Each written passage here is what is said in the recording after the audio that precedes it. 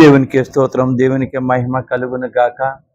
ప్రకటన గ్రంథం 20వ అధ్యాయము 1వ వచనం నుండి ఈ పార్ట్ 1 తర్వాత ఎపిసోడ్ వచ్చేసి 82 ఇప్పుడు మొదలు పెడుతున్నాము. అందరూ చూడండి, చూసి సబ్స్క్రిప్షన్ చేసి షేర్ చేసి తర్వాత లైక్ చేయండి. అందరూ కూడా చేసి దేవుని దీవెనలు పొందుదురు మీరందరూ కలిసి. తప్పనిసరిగా అందరికీ తెలియపరచండి. ఏళ్ళ శిక్ష, ఏళ్ళ కాలంలో సాతాను బంధింపబడి ఉండును. ఏళ్ళు సైతాను పాతాళ లోకంలోనే బంధించబడతారు. అంతక్రీస్తు అబద్ధ ప్రవక్తనితో యుద్ధము. 19వ అధ్యాయం అంతా యుద్ధమే మనం చెప్పుకున్నాము. తర్వాత 20వ అధ్యాయం వచ్చేటప్పటికి అంతక్రీస్తు అబద్ధ ప్రవక్తని కొట్టి అగ్నిగుండంలో పడేసి సాతాన్ని పాతాళ లోకంలో బంధించబడతాడు. 1000 సంవత్సరములుండును. ఈ 1000 సంవత్సరంలో సాతానుడు మారు మనసు పొందితే అదే వానికే రక్షణ. ఈ 1000 సంవత్సరాలు కూడా అతను దేవుడు ఒకవేళ మారు మనసు పొందుతాడేమో అని దేవుడు సాతానికి ఆస్కారం ఇచ్చాడు, ఉపయోగించుకోమన్నాడు. కానీ అతను ఉగ్రుడైపోతున్నాడు. ఇందులో నన్ను బంధించేశారే, ఇంతవరకు ప్రపంచంలో ఉన్న వాళ్ళందరినీ కూడా కోట్ల మంది నా మాట విని నేను దేవుడని మ్రొక్కిన వాళ్ళందరూ ఏమైపోతారు? ఇప్పుడు నేను మారితే ఏమనుకుంటారు? నాకు ఛాన్స్ ఇవ్వట్లేదే దేవుడు అని ఆ తాళాలు పాతాళ లోకంలో బంధించి తాళాలు యేసు ప్రభు దగ్గరుండి మరీ వేస్తారు. ఏ దేవదూత, అతను కూడా ఒకప్పుడు దేవదూత గనక ఆ దేవదూతకి ఇవ్వకుండా యేసు ప్రభుకే వెళ్ళి తాళం బంధిస్తారు. దేవుడు కృపకాలము ఉన్నాను పొందనేరడు. ఇది భూలోకం మీద ఇంకా శిక్షకాలం రాలేదు. అప్పుడు కూడా మారు మనసు పొందొచ్చని సాతానికి ఛాన్స్ ఇచ్చాడు, ఛాన్స్ ఇస్తాడు. 1000 ఏళ్ల పరిపాలనలో ఈ భూమి మీద జనము 1000 ఏళ్ల పరిపాలనలో ఉంటారు. సాతానికి ఛాన్స్ ఇచ్చాడు. అయినా అతను మార్పు వస్తాడేమో అని. ఒకవేళ మారితే ఆనందమే, మొత్తం అందరూ ఏకమవచ్చు. కానీ అతను మారతాడా? ప్రకటన గ్రంథంలో మారడని ఉంది. ఎందుకంటే అతను ఇప్పుడు వేసే యాసాలు, చిందులు, అద్భుతమైన చిందులు, నేనే దేవుడని కోట్ల మందిని మార్చి అతను ముందుకు నడిపిస్తున్నాడు. అలాంటప్పుడు ఎలా మారతాడు? కిరణము, నరులైన వారు. ఏ కిరణం ఇది? సూర్యుని కిరణములు. నరులైన వారు ఇంట్లో లోపల ఉన్నాను తలుపులు వేసుకొని దేవుడు మనల్ని కూడా ఏమైనా శిక్షేస్తాడేమో, మనం మారలేదు కదా అని కొంతమంది తలుపులు వేసుకొని ఇళ్లలో ఉంటే ఆ ఇళ్లలో కూడా కిరణాలు వెళ్ళి ఆ కిరణాల వల్ల కూడా మరణిస్తారు. సూర్యుని కిరణములను బట్టి మరణము సంభవించును.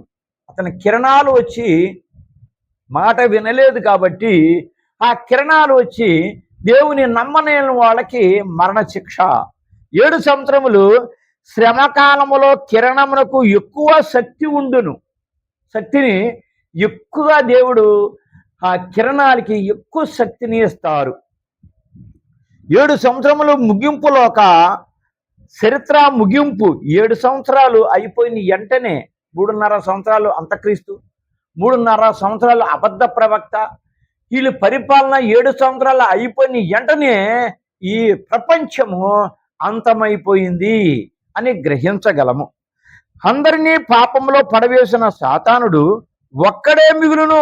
మొత్తం ఎక్కడెక్కడ డిసైడ్ చేసేస్తారు. 1000 ఏళ్ల పరిపాలనలోని ఉన్న మిగిలిన వాళ్ళ 30 వంతుల పంటగా దేవుడు తీసుకుంటాడు. 100 వంతుల పంట. ఈ 100 వంతుల పంట ఈ వివరాలు ఎపిసోడ్ వెనకాల అన్ని వివరంగా చెప్పాను. మళ్ళా అప్పుడు చెప్తాను. ఎందుకంటే 100 వంతుల పండగ అనగానే దేవుని యందు ముందుగా నిద్రించిన వాళ్ళు, రాకడ వచ్చిన తర్వాత బోరమోగగానే ఎత్తబడ్డ వాళ్ళు, వీళ్ళు తర్వాత హతసాక్షులు దేవుణ్ణి పూర్తిగా విశ్వసించి ఇక్కడ రండి మాకు ప్రార్థన చేదుగానే పిలిచి వాళ్ళ నరికి బోధకుల్ని చంపిన వాళ్ళు అందరినీ కాదు, దేవుని యందు విశ్వసించిన వాళ్ళనే. వాళ్ళకి తీర్పు లేదు గనక వాళ్ళకి మరి 100 వంతుల పంటలో ఉంటారు. 60 వంతుల పంట.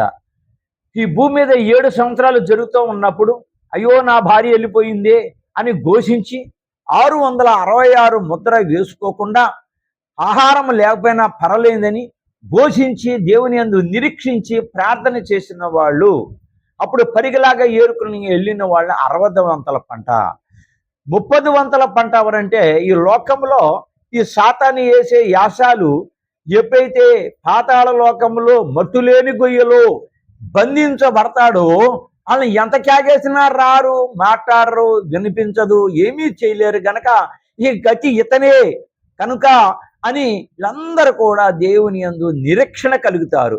అందుకని ప్రజలందరూ కూడా దేవుని పక్షాన ఉంటారు గనక సాతాను ఒంటరోడైపోతాడు. అతను ఒంటరోడైపోయాడు.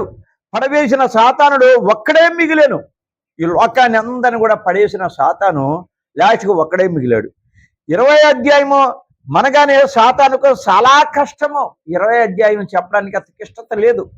19వ అధ్యాయం చెప్పడానికి అసలు ఇష్టత లేదు. ఇలా చెప్తుంటే లేనిపోయిన సమస్యలు, ఏదో ఎక్కడో కూర్చుంటాం కాదు. మన దేవుణ్ణి అడిగితే భారతదేశంలోని సీరియల్గా చెప్పేది భారతదేశంలో ఎవరు లేరని ప్రకటన గ్రంథం, అలాగే ప్రపంచం మొత్తం మీద కూడా సీరియల్గా చెప్పేది ఎవరు లేరని. ఒక అరగంట, ఓ పావు గంట, గంట అక్కడక్కడ చెప్పేవాళ్ళే కానీ సీరియల్గా చెప్పేవాళ్ళు ఎవరు లేరని. ఈ సీరియల్ కుమారుడా నీతోనే చెప్పుచున్నాను, నువ్వు చెప్పు, అన్ని దేశాలకి అన్ని భాషలుగా పంపుతానని ప్రభు చెప్పారు. ప్రభు చెప్పిన మాట ఒకవేళ ప్రభు చెప్పాడని మేము అబద్ధం ఆడేమనుకోండి, ప్రకటన గ్రంథం చివర ఉన్న రోగాలు మా మీదకు వస్తాయి. అసలు ప్రకటన గ్రంథం రాయటమే కష్టం. మరణం అంటే మేము రాశామంటే, మరణం మాకు లేదంటే, సజీవుగా దేవుడు ఉంచాడంటే దేవుని చిత్తమే కదా. నమ్మండి దేవుని బిడలారా. ఎవరు చదవకుండా, ఎవరు వివరించకుండా చెయ్యవలనే సాతానుడు యత్నించుచుండెను. ఈ ప్రకటన గ్రంథాన్ని ఎవరు చదవకూడదు, ఎవరు వివరించకూడదు, ఎవరు నేర్చుకోకూడదు, అసలు దీని జోలికే రాకూడదు అని సాతాను ఈ ప్రకటన జోలికి వచ్చిన వాళ్ళకి మైండ్ చేంజింగ్ చేసి పరారైపోయిన వాళ్ళు ఎంతో మంది ఉన్నారు. అలాగే మరణించిన వాళ్ళు ఎంతో మంది ఉన్నారు. శ్రమలు పడ్డ వాళ్ళు ఎంతో మంది ఉన్నారు. ఇలాంటి పరిస్థితులు జరుగుతాయి. మరి నువ్వెలాగున్నావంటే దేవుడు నిలబెట్టుకోగలిగాడు. దేవుడు వెనక ముందు కాపుదల నాకుంది. అందుకనే నాకు భయం లేదు. దేవుడు ఉన్నంత వరకు. అంటే మాకు లేదా అంటే అందరికీ దేవుడు ఉన్నాడు. కాబట్టి దేవుడికి సరిపోయే సన్నిధి నువ్వు చేస్తున్నావా? దేవునికి సరిపోయే ప్రార్థన నువ్వు చేస్తున్నావా? దేవునికి పర్వాలేదు నా కుమారుడు నిలబడగలడు అన్న ధైర్యం వచ్చేంత వరకు నువ్వు నిలబడగలుగుతున్నావా? నిలబడి చూడు, దేవుడు నిన్ను దీవిస్తాడు, అందరినీ దీవిస్తాడు.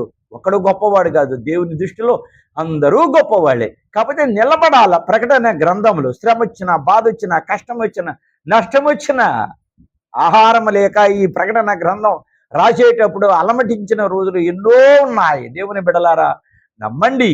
ఇప్పటికన్నా ఇది వినండి. తక్కిన అధ్యాయములు సాతాను యొక్క ఏజెంట్లు, అనుసరులు గురించి వ్రాయబడినది. ఏజెంట్లు, అనుసరులు ఎవరు? వీళ్ళు సైన్యము, దురాత్మలు, అంతక్రీస్తు దురాత్మలు, అబద్ధ ప్రవక్త దురాత్మలు, ఇంకా దురాత్మలు అన్న ఎన్నో మంది ఉన్నారు. వీళ్ళందరూ కూడా ఏజెంట్లు. ఎవరికి? సాతానికి. అనుసరులు కూడా గూర్చి వ్రాయబడినది. గనుక అంత కోపం లేక పోయినను ఈ 20 అధ్యాయంలో చదివే వారి మీద, చెప్పే వారి మీద, వివరించే వారి మీద సాతానుకు చాలా కోపము. ఓ మాదిరి కాదు. ఇది చదివే వాళ్ళంటేనే కోపము, వివరించే వాళ్ళంటేనే కోపము. ఆ లెక్కల్లోని బైబుల్ ప్రవే చెప్పితే నా మీద ఎంత అటాక్ చేసి ఉంటాడు, ఎన్ని శ్రమలు వచ్చి ఉంటాయి, ఎన్ని బాధలు వచ్చి ఉంటాయి. అయినా నేను ఏమీ లెక్క చేయలేదు. ఎందుకంటే మన పక్షాన్ని గొప్ప వ్యక్తి ఒక అతను ఉన్నాడు. అతను ఎవరు? యెహో తండ్రి. మన తండ్రి ఉన్నాడు. మన తండ్రి ఉన్నప్పుడు మనకు భయపడక్కర్లేదు. చిన్న శ్రమలు, పెద్ద శ్రమలు, మరణకాలం అంతా శ్రమలు రాని వస్తే ఎందుకు భయపడాలి? నువ్వు ప్రతిదాన్ని కూడా సిద్ధంగా ఉండాలి. యేసుప్రభు భయపడ్డా? అతని శిక్ష విధించినప్పుడు వీళ్ళు ఏం చేస్తున్నారో వీళ్ళకి తెలియదు, వీళ్ళ క్షమించమన్నాడు, తండ్రిని వేడుకున్నారు. అలాగే మనం కూడా శాతాన్ని బంధించమంటాము. ప్రకటన గ్రంథం 20 అధ్యాయం 3 వచనములు, మరియు పెద్ద సంఖ్యల చేత పట్టుకుని అగాధం యొక్క తాళపు చెవి గల ఒక దేవదూత పరలోకం నుండి దిగి వచ్చట చూచి తిని. యోహాను గారు చూస్తున్నారు. తాళం, అగాధమైన గొలుసు. సాతానుడు చిన్నోడేటి, పెద్దవాడు. దేవుని తర్వాత అతనే కదా. అంత పెద్దవాడు. అతనికి చిన్న తాళాలు సరిపోతాయా? చిన్న గొలుసులు సరిపోతాయా? చాలదు. ఒక దేవదూత అది మోసుకొని అతను బంధించటానికి వస్తూ ఉండగా యోహాను గారు చూశారు. సాతాను పెద్దది గనుక దేవదూత పెద్ద సంఖ్యలతో వచ్చాను. ఆ సంఖ్యలు ఎత్తుకొని ఇతను బంధించి సాతాను పాతాళ లోకాన్ని వేయటానికి వచ్చాను. ఈ పాతాళ లోకము మట్టులేని గొయ్య. ఈ మట్టులేని గొయ్యి కూడా ఇక్కడ వివరంగా ఉంది ఈ బైబిల్లో, ప్రకటన గ్రంథంలో. ఎంత ఎత్తు ఈ మట్టులేని గొయ్యికి ఎంత లోతో అది వివరంగా రాయబడి ఉన్నది. దేవుడు సృష్టిని ఆదాములను కలగజేయక మునుపు సాతానుడు ప్రధాన దూతలలో ఒక దూతగా ఉండెను. ఆదాము అవ్వ ఇద్దరిని దేవుడు శపించక ముందు, ఆ గొడవ రాకముందు దూతల్లోనే ప్రధాన దూత లూసిఫర్. అందులోనే ప్రధాన దూతగా దేవుని ఎదుర్కొంటా కూర్చొని దేవుడు చెప్పిన పనులన్నీ చేస్తూ దేవునికి అనుకూలముగా ఉన్న దేవదూత ఇది. ఈ సాతానును బంధించుటకు దేవదూతలో రారు. ఎందుకంటే ఇతర దేవదూతే బంధించే వాళ్ళు కూడా దేవదూతలే కనుక ఒకవేళ దేవదూత మీద దేవదూతకి జాలి ఉంటదేమో అని, బంధించరేమో అని ఒక్కసారి మోసపోయినప్పుడు మళ్ళా మోసపోవడానికి ఆస్కారం లేకుండా ప్రభువే దగ్గరుండి బంధిస్తారు. ఎందుకనక దేవుడు దేవదూతలను పంపరు. ఎందుకంటే సాతానుడు ప్రధాన దూత రూపంలో నుండి సాతానుగా మారెను. ప్రధాన దేవదూతగా నమ్మకంగా విశ్వాసంతో ఉన్నాడు. అంత దేవదూత హఠాత్తుగా సైన్యాన్ని ఏర్పాటు చేసుకొని దేవదూతల్ని నా పక్షాన ఉండండి, నేను కూడా కుర్చీ మీద కూర్చుంటాను, దేవుళ్లాగా నేను ఉంటాను, మన సైన్యాన్ని ఏర్పాటు చేసుకుందామని కుట్ర ఆలోచన. అలాగే ఈ రోజున బయటికి వెళ్ళిపోయి రకరకాలుగా వెలిగి నేను కూడా దేవుణ్ణి అతను సాధించుకుంటున్నారు. గనుక ప్రభు దూతలను పంపలేదు, తానే దేవదూతగా వచ్చాను. డైరెక్ట్గా రాలేదు తాళ వేయడానికి. దేవదూత రూపంలో ప్రభు భూమి మీదకి వచ్చి పాతాళలో బాగా బంధించినప్పుడు అతన్ని ప్రభువే వచ్చారు. ప్రభు తన రూపముతో కాక దూత రూపముతో కారణం. ఎందుకంటే ఇదే కారణం. అబీస్ అనగా పాతాళ లోకము. అబీస్ ఇది పాతాళ లోకము, ఇది మట్టులేని గొయ్య. పడిపోయిన ప్రధాన దూత పాతాళలోకమందులే కటిక చీకటి గల బిలాములోనికి త్రోయబడ్డాడు. బిలాము కటిక చీకటి. అసలు ఎంత చీకటి అంటే అంత చీకటి. ప్రధాన దూత ఇది పాతాళ లోకమందుల కటిక చీకటి గల బిలాం అంటే చీకటి. ఆ చీకటిలో త్రోయబడ్డాడు, బంధింపబడి ఉన్నాడు. దేవదూత తీసుకొచ్చిన పెద్ద సంఖ్యలతో కాళ్ళు చేతులు కట్టి వాటికి తాళాలు వేసి లోన బంధింపబడి లోనకేసేసి ఆ తర్వాత బయట కూడా తాళం వేసేశారు. సాతాను బంధించి ఒక ప్రత్యేక భాగము పాతాళమందే ఉన్నది. సాతానికి ప్లేస్ లేదు. అతను బంధించాలంటే అతను చాలా భయంకరుడు కనుక ఆ పాతాళ లోకాన్ని అతను బంధించడానికి పాతాళ లోకమే కనబడింది. అంతకంటే మార్గం లేదు. భాగము పాతాళ మందే ఉన్నాడు. అక్కడికి ఎవరినో వెళ్ళలేరు. ఈ పాతాళ లోకం అనేది ఈ 20వ అధ్యాయంలో మనకు బయలుపడుతుంది కనుక పాతాళ లోకం అంటే ఎంత ఎత్తు ఎంత లోతు అంటే లెక్కలేదు. అలాగే పరలోకము యెహోవా తండ్రిను, ఈ భూలోకము ఎత్తు ఎంత అంటే దాన్ని కూడా సంఖ్యట్లు ఇంతవరకే లెక్క తేలపలేదు. కానీ దేవుని లెక్కలో ఉన్నది. సీసాలన్నీ కలిసి ఒక పెద్ద గుండులాగా తయారు చేసి అక్కడి నుంచే పడేస్తే రాకెట్ గంట, విమాన గంట, హెలికాప్టర్ గంట ఇంకా స్పీడ్గా పడిపోద్ది. కాబట్టి అలా పడగా భూమి మీద పడేటప్పటికి 1,000,000 సంవత్సరాలు అవుద్ది. అంత ఎత్తు. అందుకని దానికి లెక్కలు కట్టేవాళ్ళు ఇంతవరకు ఎవరు లేరు, తీయలేరు. అది కూడా ఇందులో కూడా వస్తుంది, ముందే మీకు చెప్తాను. తీయలేరు. సాతానుకు సంఖ్యలు వేసి వాడిని బంధించి, దేవదూత తీసుకొచ్చిన సంఖ్యలు వేసి దాన్ని బంధించి మట్టులేని గోతులు మూసి ఆ మట్టులేని గోతులో వేసేసి దానికి ముద్ర వేయవలను. ఎవరు ముద్ర వేస్తారు? యేసు ప్రభు దగ్గరుండి ముద్ర వేస్తున్నారు. అందుకు గాను ప్రభువే వెళ్ళవలను. ఎవరిని పంపించడానికి నమ్మడం లేదు. ఒకసారి మోసపోయిన తర్వాత ఇంకా మళ్ళీ ఎవరు మోసపోతారు? ప్రభువే దగ్గరికి వెళ్ళారు. సాతానుకు అది దిగుడు మెట్టు. ఈ సాతానికి 1000 సంవత్సరాలు కూడా అక్కడ పాతాళ లోకాన్ని పడితే 1000 సంవత్సరాలు కూడా కింద దిగుతూనే ఉంటాడు మహానుభావుడు. ఎందుకని? ఈ లోకంలో ఎంతమందిని నాశనం చేశాడు. గొమొర్రా పట్టణం ఎంతమంది నాశనం అయిపోయారు. అతని వల్లే కదా, అతను సృష్టించిందే కదా ప్రజల్లోకి దూరి. లోతు కాలంలో, అలాగే యోహాను నోవాహ కాలంలో జలప్రళయం కూడా ఇతను సృష్టించిందే కదా. అలాగే ఐగుప్తు దేశాన నడిపించినప్పుడు ఎర్ర సముద్రంలో ఎంతమంది, ఎన్ని లక్షల మంది చచ్చిపోయారు. అది ఇతను సృష్టించిందే కదా. ఇలా చెప్పుకుంటూ పోతే బైబిల్లో ఎంతో మంది ఉన్నారు. వాళ్ళందరినీ కూడా దేవునికి ఆపోజిట్గా చేసి ఇతని వల్లే మరణం పొంది వాళ్ళందరూ కూడా దురాత్మలయ్యారు. అందుకనే ఇతనికి ఎవరూ లేకుండా ఇంత నరకాన్ని అతను చూపించాడు కనుక ఈ లోకం ప్రజలకి అతను దిగిమెట్టుగా 7 సంవత్సరాలు కూడా ఎంత దిగినా కూడా ఇంకా లోతు, ఇంకా లోతు, ఇంకా లోతు.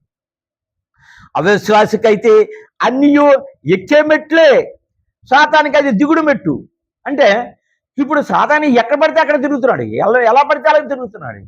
ఎన్ని కోట్ల రూపంలో ఉంటున్నాడు. ఇప్పుడు ఆ పాతాళ లోకంలో దిగినప్పుడు, యుద్ధం చేసి అందులో బంధించినప్పుడు ఆ మాయలు, ఆ రూపము, ఆ యాసాలు, ఆ మహిమ అన్నీ పోతాయి, ఉండవు అతని దగ్గర. లేకుంటే మళ్ళీ భూమి మీదకి వచ్చేస్తాడు కదా వేషం వేసుకొని. ఇప్పుడు అతని దురాత్మతో ఆత్మని మేము కాలుస్తూ ఉంటే 10 రోజులు 15 రోజులు ఉన్నాయి, మళ్ళీ పరిగెత్తుకుని వచ్చేస్తాయి. అప్పుడు రారు, ఒక లోన ఉంటారు. అతని మహిమలన్నీ ఎప్పుడైతే బంధింపబడ్డాడో అప్పుడు దేవుడు తీసేస్తాడు.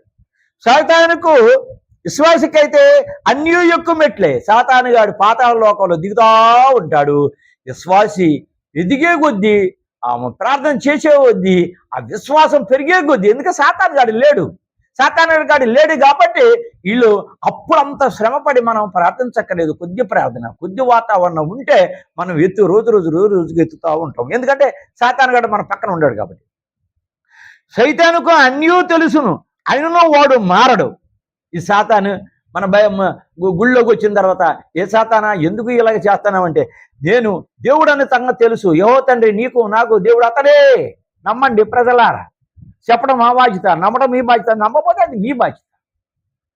దేవుడు ఒక్కడే, అతను యెహోవా తండ్రి. మరి ఎందుకు ఇలాగా రూపాలు వేసుకొని, రకరకాలుగా రూపాలు వేసుకొని ఉంటున్నావు అంటే, మాకు ఆస్కారం ఉంది, మమ్మల్ని నమ్ముతున్నారు ప్రజలు, అందుకని మేము ఇలా చేయటం తప్పడం లేదు. ఎంతవరకు? Last and final. ఒక్క క్షణం ఉన్నా కూడా ఆ క్షణాన్ని కూడా మేము ఉపయోగించుకుంటాం. మమ్మల్ని నమ్ముతున్నారు ప్రజలు అని అతను అంటున్నాడు. ఈ మాట చెప్తే ఇది నిజమని ఎవరు నమ్ముతారు?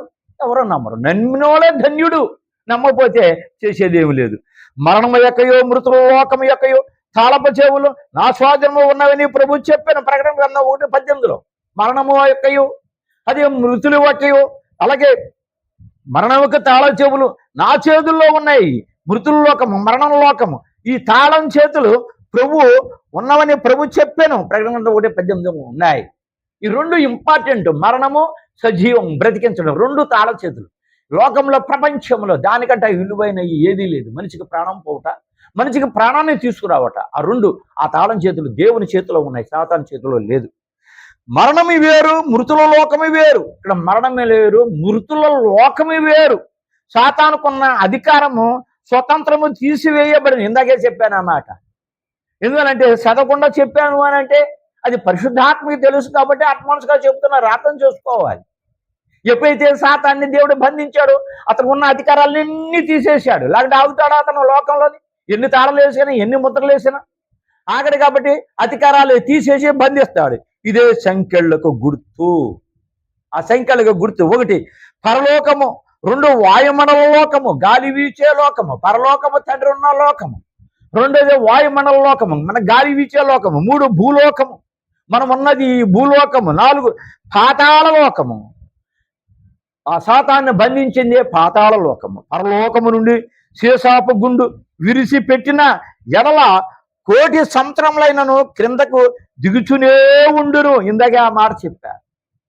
1,000,000 సంవత్సరములైన ఓ చేసా గుండు ఒక బిందిగండి కానీ, బిందిగంట చిన్నది అంతలాగాని తయారు చేసిన ఎడల అది అక్కడ పడేస్తే 1,000,000 సంవత్సరాలు తండ్రి ఉన్న ప్లేస్ నుంచి భూలోకం మీద పట్టడానికి 1,000,000 సంవత్సరాలు అవుతుంది. అలాగే సాతాన్ని కూడా ఎప్పుడైతే అందులో బంధిస్తాడో అతను దిగుమెట్టుడుగా దిగేటప్పటికి 1,000,000 సంవత్సరాలు అవుద్ది. అందుకనే 10,000 ఈ సంవత్సరములు పరిపాలన అయినప్పుడు మళ్ళీ యుద్ధానికి కేకేయటానికి వెళ్ళడం, ఇంకా అతను కిందకి ఆడవు, సగంలోనే ఉంటాడు.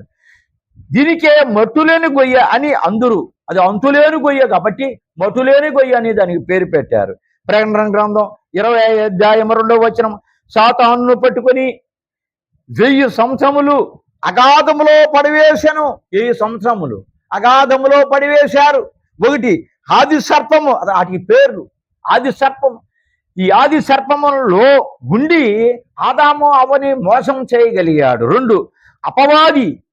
ఈ అపవాది అని పేరు అతనికి గొప్ప పేరు వచ్చింది.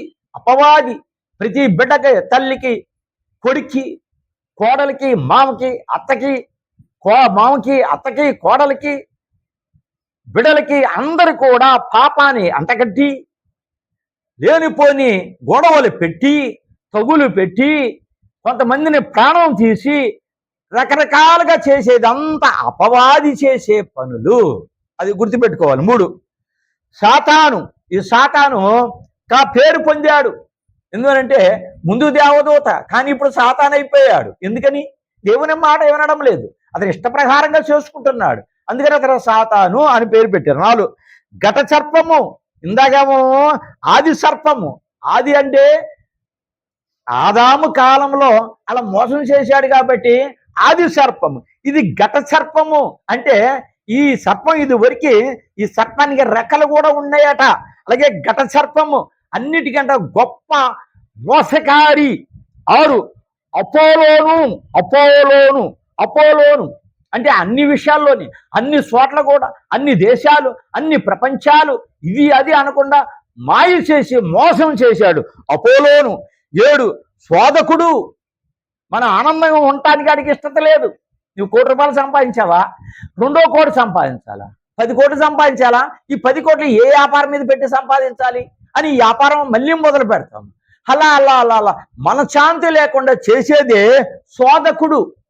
ప్రజలకి మనశ్శాంతి ఉండడు, సంపాదించింది చాలని ప్రశాంతత ఉంచడు, లేనిపోని శోధకుడు. 8 లోకనాథుడు. ఈ లోకము అధికారం అతని చేతిలోనే ఉన్నది, అతను అధికారంలోనే ప్రవర్తిస్తున్నాడు. ఎవరు ఏమిటో లెక్క చేయకుండా రకరకాలుగా చిత్రహింసలు పెడుతున్నాడు. కానీ తెలుసుకోవడం లేదు ఇతనే నిజమైన దేవుడని. ప్రపంచం మొత్తం అంతా నమ్ముతున్నారు. ఏ ప్రపంచం నమ్మడం లేదు, కానీ ఒక భారతదేశమే ఈ దరిద్ర దేశంగా నమ్ముతున్నారు. నిజమైన దేవుడు ఎవరో తెలుసుకోకుండా ఈ సాతానే దేవుడని తెలుసుకొని రకరకాలుగా మాయలు రకరకాలుగా చేస్తున్నారు. దీనికి పెద్ద పెద్ద మంత్రులు కూడా సపోర్ట్ చేస్తున్నారు. రేపొద్దునగా తెలుసుద్ది ఇదంతా మీరు ఎంతమంది ఎన్ని మోసాలు చేస్తున్నారు అని. పేర్లు కలవు, వీళ్ళకి ఇన్ని పేర్లు అతనికే వచ్చింది, పైన చెప్పిన పేర్లని.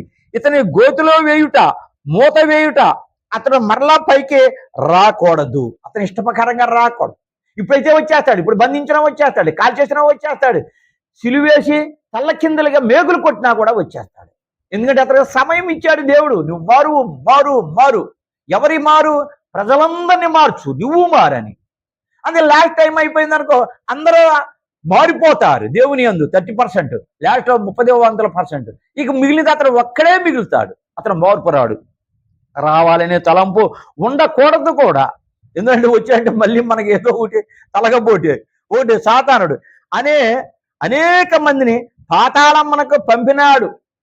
ఎంతమంది ఇందాక చెప్పుకున్నది ఎరగాలి చెప్పాను కదా, నోహకాలం ఇవన్నీ. అలాగా ఎంతో మందిని అతని ఇష్టప్రకారం చేసి పాతాళానికి పంపుతూనే ఉన్నాడు. తెలుసుకోవట్లేదు మహానుభావులు. గనుక అతనికి పాతాళము అని అన్నారు. 2 నరుడుగా వచ్చిన ప్రభువును సమాధిలో పెట్టించి మూత వేయించి ముద్ర వేసినది సాతానుడే. అతను దానేశాడు. అసలు దేవుడు ఎక్కడ, సాతాను ఎక్కడ? దేవుడు ఎందుకు వచ్చాడు ఈ లోకంలో? మన పాపాలని కడగడానికి, అతని రక్తాన్ని సింధించటానికి. అతను ఒప్పుకొని వచ్చిన మనిషిని ఇతను కావాలని ఇంకో 2 రోజుల ముందుగా సిలువేయించి చంపాడు. రేపొద్దున వస్తున్నాడే తెల్లటి గుర్రం మీద కత్తి పట్టుకొని వస్తున్నాడే, ఇప్పుడు రమ్మని అడ్డం. ఇప్పుడు ఎవరు వచ్చేది? ఎవరూ లేరు. అతనికి అడ్డం వచ్చేది ఎవరు? అయ్యా నేను వాక్యం వినలేదు, ప్రార్థన చేయలేదు, అందుకని నేను మోసపోయాను, నువ్వే దేవుడు అని ఇప్పుడు అర్థమైంది. ఎవరు కనిపించట్లేదు. ఇక్కడ నన్ను క్షమించమంటే నరికేయటమే, ఇక క్షమించేది లేదు. అందుకని బోధకులకి ఇచ్చి అన్ని చోట్ల కూడా ఇది బోధించమన్నారు. వినాలి కదా. గనుక ఇప్పుడు ఆ మూత ముద్ర ఇతనికి వచ్చెను. ఎవరిని? యేసు ప్రభుని. ఏ రూపుడికి అయితే సిలువెక్కించి చంపి ఆ ముద్ర ఈ లోన పెట్టి ముద్ర అడ్డం రాయి పెట్టి ఏ రూపుడిగా బంధించాడో అతను దేవుడు కాబట్టి వచ్చాడు. ఇప్పుడు ఆ ముద్ర రివర్స్ అయ్యి సాతాన్ని బంధిస్తారు. 3, మనము ఎవరినైనా నిందించిన ఎడల రేపు వారే మనలను నిందింతురు. దీని సామెత చూస్తుంటే యేసు ప్రభుని ముద్ర ఎలా వేశారో బంధించారో రివర్స్ సాతాను కూడా అలాగే ముద్రపడి బంధించబడతాడు. అతని శక్తులన్నీ పోయినాయి. అందుకని మనం కూడా ఎవరినన్నా నిందించుట అంటే చంపుట, లేకుంటే దురభాషలాడుట, లేకుంటే ఏదో రూపంగా కొట్టడం, తిట్టడం, నరకటం ఏది చేసినా కూడా అది మళ్ళా మనకు వస్తుందని బైబిల్ గ్రంథం స్పష్టంగా చెప్తుంది. ఎంచకోరా ఎంచెదరు అంటే ఎంచకురా అంటే నువ్వు ఒకరిని విమర్శించకరా, ఒకరిని దూషించకరా, ఒకరిని బాధ పెట్టకు, అది మళ్ళా నీకు వస్తుంది అని బైబిల్ గ్రంథం చెప్తుంది. ఇది తెలుగు సామెత.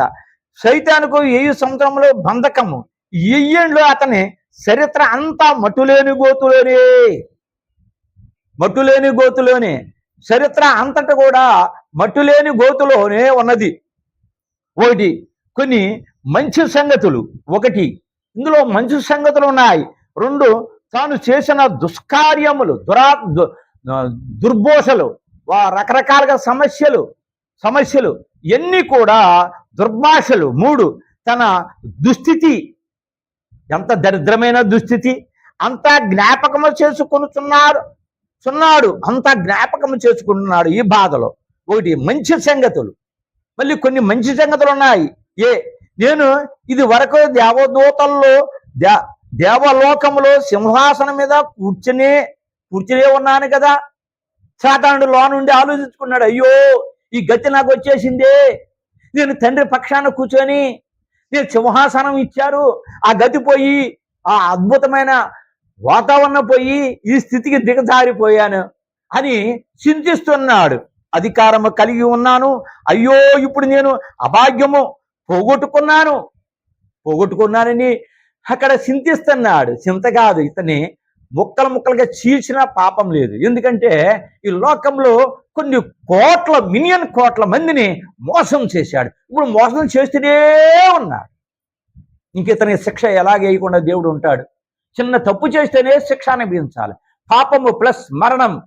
మరి ఇతను ఎన్ని పాపాలు చేశారు, ఎన్నిసార్లు ఇతను చంపాలి? దురాత్మ ఇతను ఎన్ని దురాత్మలు చేశాడు. తల్లికి పిల్ల, పిల్లకి తల్లి, కోడలు, అత్త. కొంతమంది డబ్బుకు కకృతి పడిపోయి తల్లిని చంపేస్తున్నారు, తండ్రిని చంపేస్తున్నారు, ఆస్తులకి. ఇవన్నీ ఎవరు చేస్తున్నారు? అంత ఉద్దేశాలు ఎవరికి వస్తాయి? వీడు లోనకి వెళ్తేనే వస్తాయి. ఎందుకని? వీళ్ళందరూ చచ్చిపోతే దేవుని దగ్గరికి వెళ్ళరు. ఈ ఆత్మలన్నీ నా దగ్గరకు వస్తే నాకు బలం ఎక్కువ అవుద్ది, నా మోహం బలం ఎక్కువ అవుద్ది. ఎక్కడ బలం ఎక్కువ అవుద్ది? అతనికి ఎన్ని కూడా నష్టాలే. నా తోటి దేవదూతలు ఎంతో సౌఖ్యము అనుభవించుచున్నారు. దేవుని మాట ఉన్నారు గనక, దేవునితో ఉన్నారు గనక, దేవునికి భయపడుతున్నారు గనక, దేవుడు ఆజ్ఞ మీరకుండా ఉన్నారు గనక అలా ఆనందాన్ని అనుభవిస్తున్నారు. మరి నువ్వైతే తిరగబడితే వదిలేస్తారా? దేవుడు నాతో స్వయంగా మాట్లాడేవాడు. మరి స్వయంగా మాట్లాడేవాడు. అన్ని పనులు సాతానికే చెప్పేవాడు. ఇన్ని చేసినా కూడా మరి మారు మనసు లేదు. ఎంతో చెప్పాడు, విన్నావా? వినలేదు.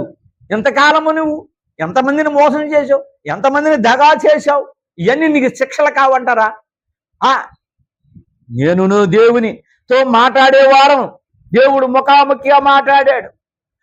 అతను కూడా మాట్లాడేవాడు, స్వయంగా ఆయనను చూసేవాడును. ఇది పాతాళ లోకంలో దిగుతూ చెప్పుకుంటున్నాడు. అయ్యో దేవుని ముఖాముఖిగా చూసేవాడిని, మాట్లాడేవాడిని, అన్ని పనులు నాకు చెప్పేవాడు. నేను అధికారం చక్కగా చేశాను. స్త్రీ నేను మోసము చేసిన మానవులు, నేను స్త్రీని మోసం చేశాను, మానవులు కూడా మోసం చేశాను. మారు మనసు పొంది దేవలోకంలో దూతల సౌఖ్యము అనుభవించుచున్నారు.